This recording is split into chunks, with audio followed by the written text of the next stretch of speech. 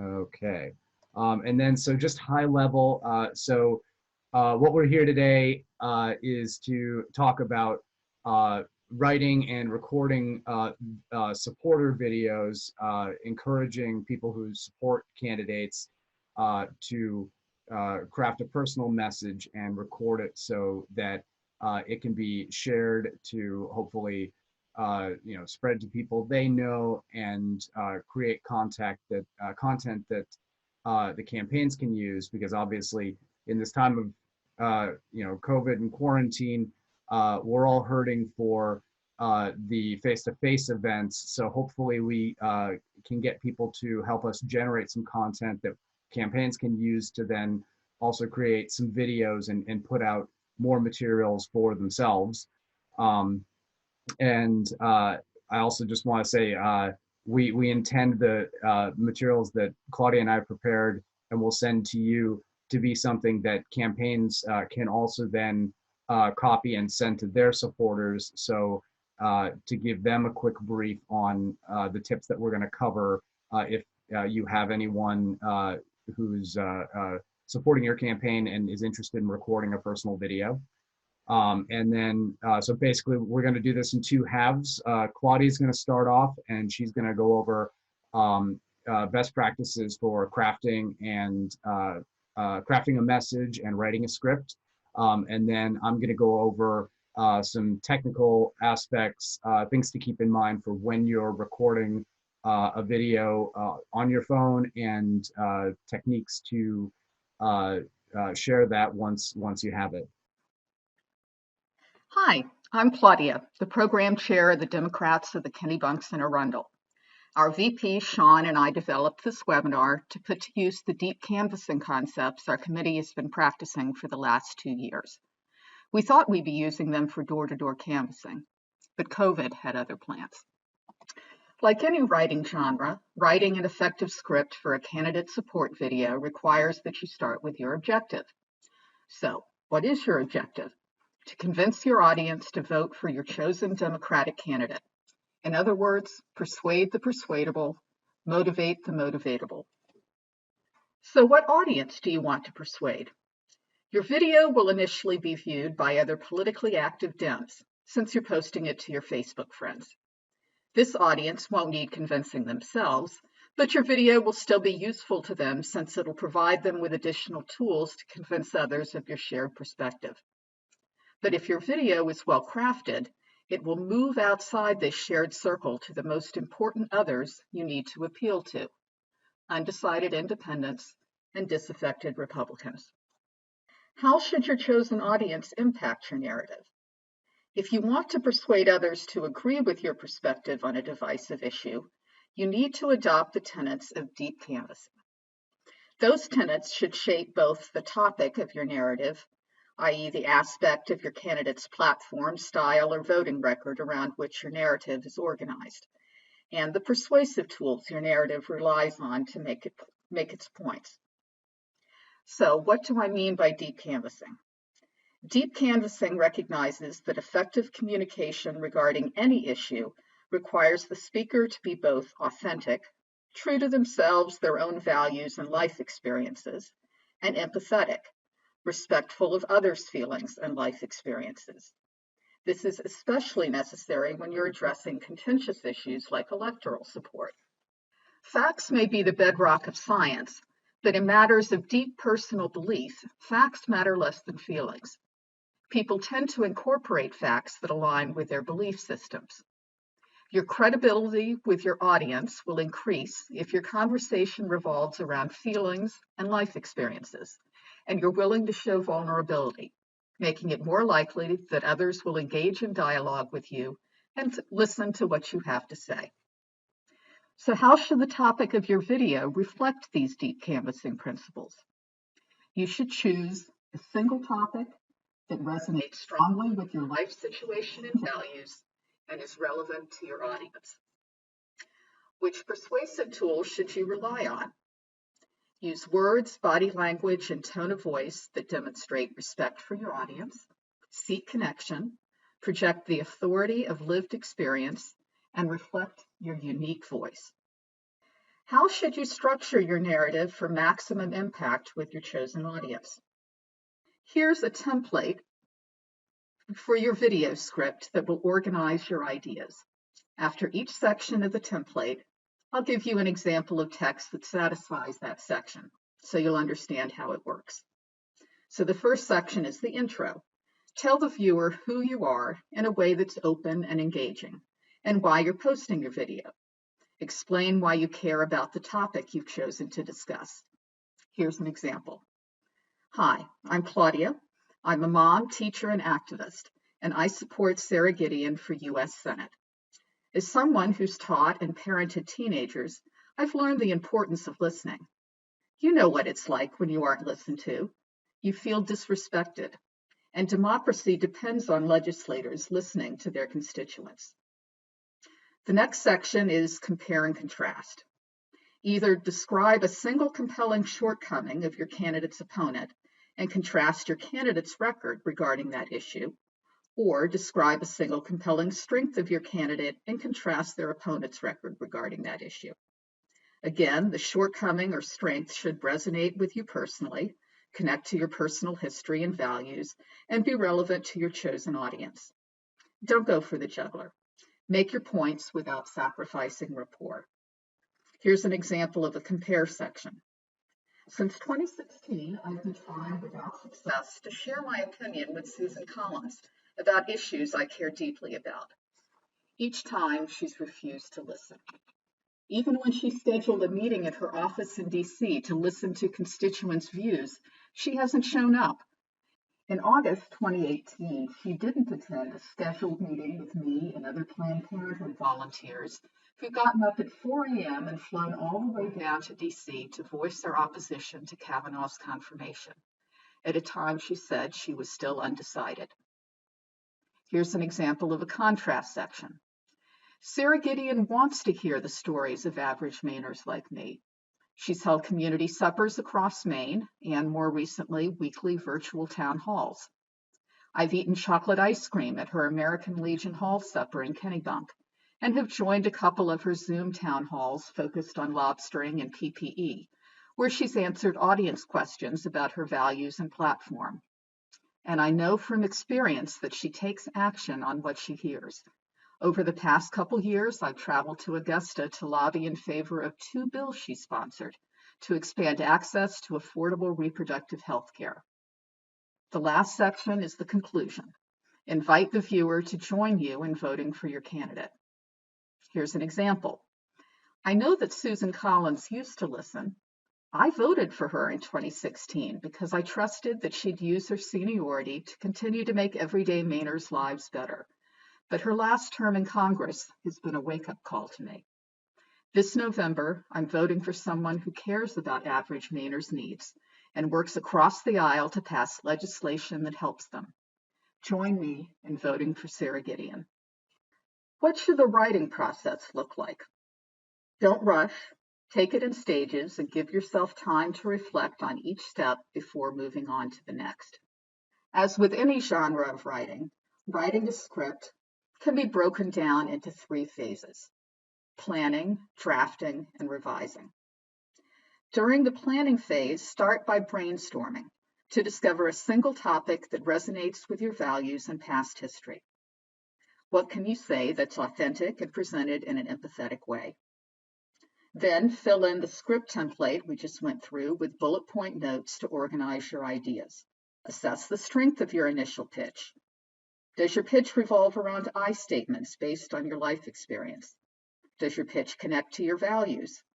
Do you need to stop and do additional research to fill in the details that will bring the description of your past experience to life before drafting your script?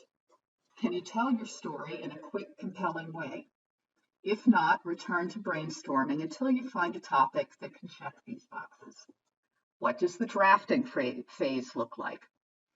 Remind yourself of the mindset you want to adopt, given your intended audience.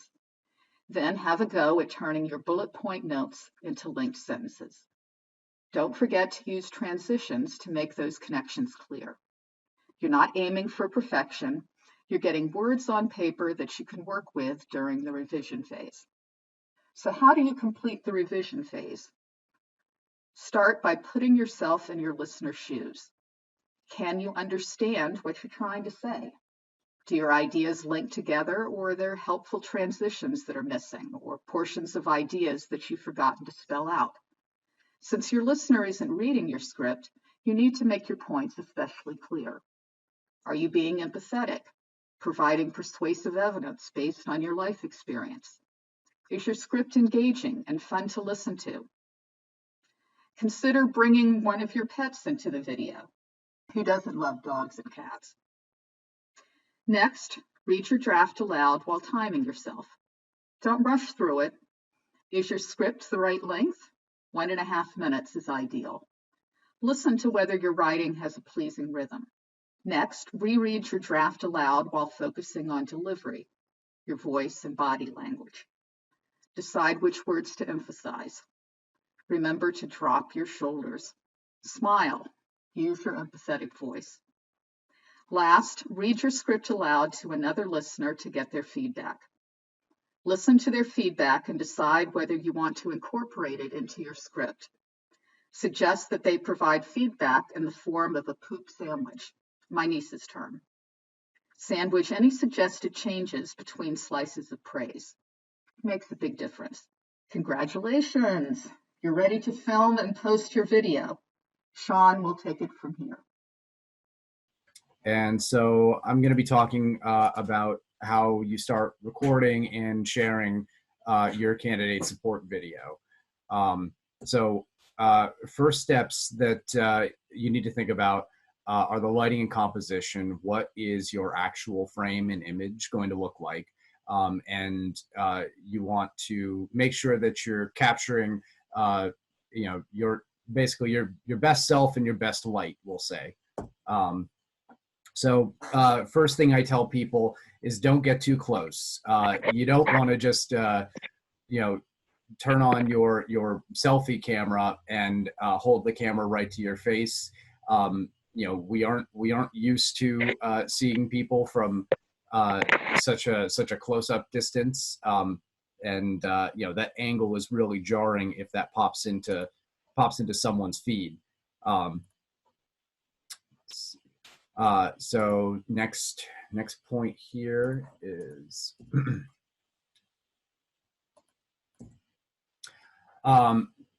the other mistake that a lot of people make is we're tempted to always shoot videos because in portrait, because we're used to holding our phones vertically.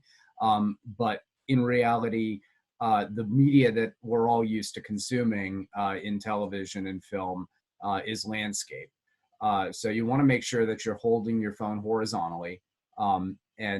It's possible that some mediums like Instagram, you might crop the video so that it's more square, so that it fits in a social media stream better. But that can be done in a landscape form just as easily as portrait. So always hold your phone horizontally when you're getting ready to shoot yourself, to video yourself. Also keep in mind that you want to have kind of a scene around you. It's nice to include a little bit of context, obviously still focusing on yourself, shoulders up, like Claudia said. She's going to have her husband film so that you can get just enough distance to be able to get some context, but that context will help people put you into a relatable environment and kind of understand where you're coming from. Let's see, next slide here. It's always important to use natural lighting as much as you can. Most of us don't have studio lights. We won't be able to light ourselves professionally, but your phone does work best the more light that it has to work with. So ideally you want to be using natural daylight to your benefit. So making use of like bright windows that you can stand next to, or an overcast sky is really good if you're outside, or some kind of diffused sunlight. The only thing is you definitely should shy away from standing in direct sun, because the shadows that you'll cast will tend to be strong and distracting on your face, and certainly you don't want any kind of light that means you're going to be squinting when you're looking at the camera. Also, it's important to keep the camera at eye level. You know, we're all getting used to Zoom meetings, and we kind of put our webcams wherever is most comfortable. But you know, in this case, you're trying to produce something that feels like a conversation, like you're talking to someone at their level. So it's really important that, you know, whoever's holding your camera, they're holding it right in front of their face, and you're kind of talking right to them, getting your message across. And people always tend to overlook sound because it's easy to focus on when you're framing a video, what you see on the screen. A sound professor that I had in college made the point to me, and I think this really proves true. Most people will tolerate watching a video that has a poor image on it if they can clearly hear what the sound is, but they won't tolerate the other way around. If it's very noisy, difficult to hear someone, you can be looking at the most well-produced video. If people can't understand what the person's saying, they're going to move on. So things to think about here that are really important if you're indoors. You want to make sure that you're in as quiet a room as possible, and in a room that doesn't have much echo to it. So these tend to be smaller spaces, excuse me, with carpeted floors. And you can do a test recording using like the microphone app on your phone. Go into different rooms and record something, and then go back and play it back afterwards, and listen to the different ones and decide independently which you think sounds the best. And then if you're outside, obviously you want to be away from road noises or any intermittent disruptions. Think about, you know, it might sound clear when you're initially out there, but you don't want to have to deal with something that's going to interrupt your takes. And then also you want to stay out of the wind. So either do it on a calm day or somewhere where you're sheltered partially. You know, the wind is going to carry your voice away from the microphone, and also may create some noise on the microphone as well. And then you also want to keep in mind outside, you need to speak up and perhaps stand a little bit closer to the phone so that your voice will carry stronger. So when you're recording on your phone, there are some technical things that you can do that are going to help give you the best picture. So the first tip, just in general, is to put your phone in airplane mode or turn on Do Not Disturb, because while you're shooting, or whoever is holding your phone, the last thing you want are text messages or email alerts that are popping up or buzzing and distracting you or them from what you're trying to do. It's a good idea to clean your camera lens. We keep our cameras in our pockets, in bags. We put them down on surfaces. Sometimes the little lens cover will get smudged. So if you have a microfiber cloth, you can put some rubbing alcohol on it and just give that a quick wipe down before you go out and shoot your video. It's important not to use the zoom feature on your phone. I think with the exception of maybe like the top level professional iPhones, all phones zoom features are digital, which means they are cropping down the size of the video in order to get closer to you. So you're actually reducing the video quality by zooming in. So you really want to frame your shot by positioning yourself and the distance between you and the camera. Also, it's a really good idea to lock your focus and exposure before you record. This prevents your phone from, while you're recording, deciding that there's something else in the frame that's more interesting than you, and pulling that spot for focus. So it'll blur your image momentarily, or it might decide that the scene that you're in has gotten a tiny bit brighter and it will adjust the exposure, which will darken you overall. And that'll create changes within the frame that you don't really want, especially in just such a short video. So you can do this on your phone by tapping on the focus point that you want on your screen, which in this case would be your face. And then that'll draw a little square around your face and will lock onto that target.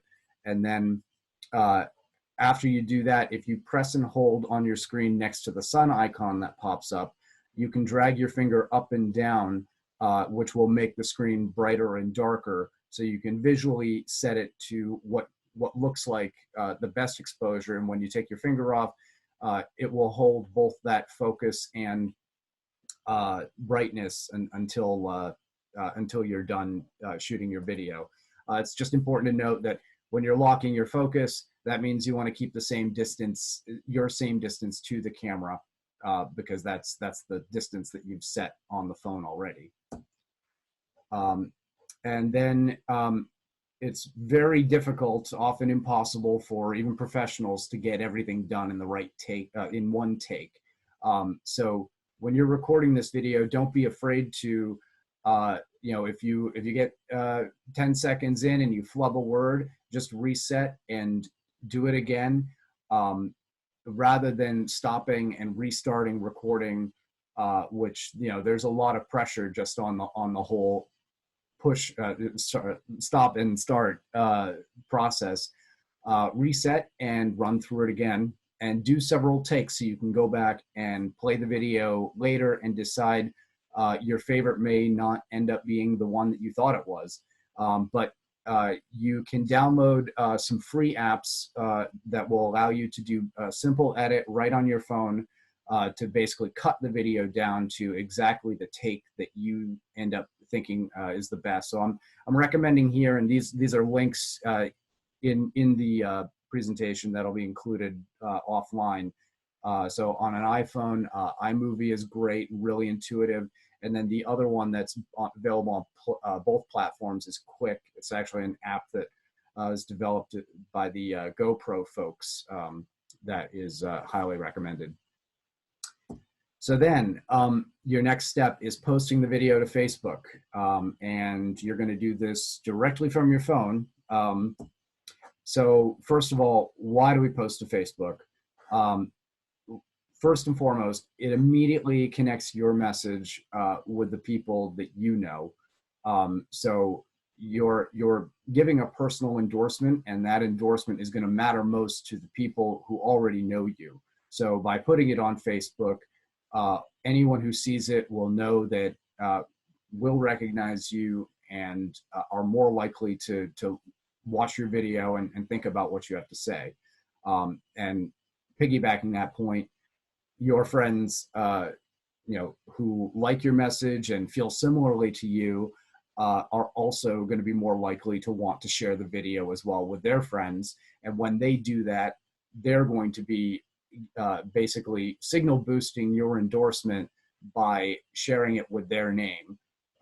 So that's that kind of allows them to endorse on the back of the work you've already done.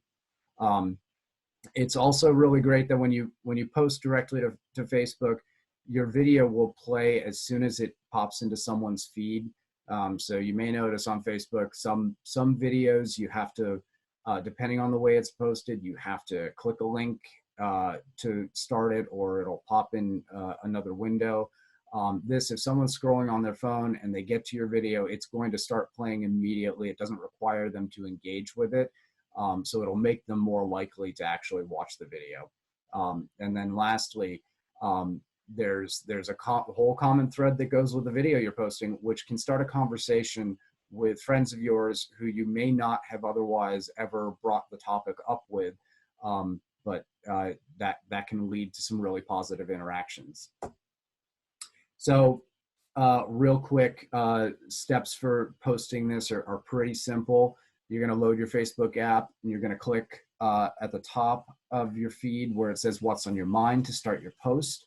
And then it'll open up a create post window, and you can tap your photo video to bring up your camera reel, and from there you can select the video, find the video that you've selected and saved out, select that, and it'll go back to the post where you can then write a message, explain what their why people should watch the video. If your friends are connected with the campaign in question, tag them with it so that it gets seen by their supporters. Also, if there are any hashtags that you know that the campaign is using, include those as well. And then this is also a really important step that a lot of people forget, is you also want to check the privacy of the post before you send it. So right under your name, there's a privacy setting, which depending on your Facebook settings, you may have your default new posts set to be friends only, because a lot of the random stuff we share on Facebook, we don't necessarily want to be visible to the wider world. When you're sharing an endorsement video like this, the ideal is that you're going to create something that not only your friends share, but their friends of friends, and maybe beyond that. So it's important that you click this setting and that you go in and change it to public, and that will give your friends the ability to share the video when they see the post. And that is it. So your post is ready. You can go ahead and hit post, and then the only thing to keep in mind is that video files are a lot larger than photos, so your app is probably going to have to stay open for a little while depending on your internet connection to be able to finish uploading. But it'll let you know and show it to you as soon as it's done. And then the last point here, a lot of campaigns are hoping to use these kinds of personal endorsements for their own purposes, maybe to share on their campaign pages. But also, if we get enough people who produce these sort of things, we can combine multiple of them into a more cohesive 30-second spot that then can be broadcast to a wider audience. So we're also creating content that hopefully can have a second and third life. So it's important, if you can, to then send a copy of the video to the campaign so that they have access to it and they can reuse it, and that they have your permission to use it. Real quick, if you're on an iPhone, the best way to do that is you open the video file in your camera roll. And when you open that, in the lower left corner, step 1 here, there's a share button there. And once you press that, it'll bring up a screen on the bottom, and you'll press the copy link button. It'll take a second to prepare the link. And this basically is creating a link to where your video lives on your online storage, which then you'll be able to open either your text messages or your mail app, and then write a message to whomever in the campaign that you're sending it to. You'll paste the link into the message, and then also just give them a short message saying who you are, and that you're granting them permission to use this video in their own promotion. I also just want to say that because video files are much larger, you can't really just attach them to most emails. So these steps specifically are kind of designed to use like cloud storage methods rather than using your own email storage. And then secondly, if you have an Android device, the steps are pretty similar. You open in your camera roll in the lower left corner, hit the share icon, and then it'll bring up another screen where you tap create link, and then that same link you bring into either your text messaging or email, and paste the link into a short message that you're sending along.